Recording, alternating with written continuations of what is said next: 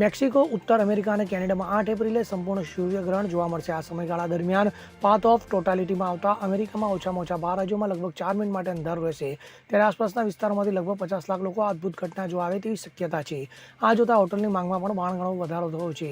એમ્સ્ટરડેમમાં IT consultant ડ્રીન 30,000 ફૂટની ઊંચાઈથી આ અદ્ભુત ઘટનાને નિહાળશે. આ માટે તેમણે 4 મહિના અગાઉ સંશોધન કર્યું હતું અને ગ્રહણના માર્ગ પરથી પસાર થતા વિમાનોના રૂટ શોધી કાઢ્યા હતા. 3 ગણી કિંમત ચૂકવીને જમણી બાજુની વિન્ડો સીટ લીધી. ટ્રેન ગ્રહણ જોવા માટે 8 એપ્રિલે સેન્ટ એન્ટોનિયાથી ડિટ્રોઇટ સુધી 30 કલાકની મુસાફરી કરશે.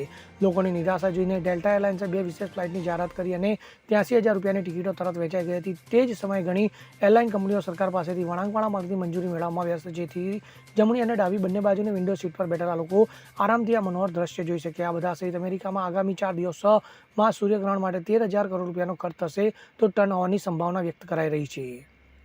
Bureau report, CN24 news. હવે જુઓ દેશ દુનિયાની તમામ ખબરો તમારી આંગળીના ટેરવે.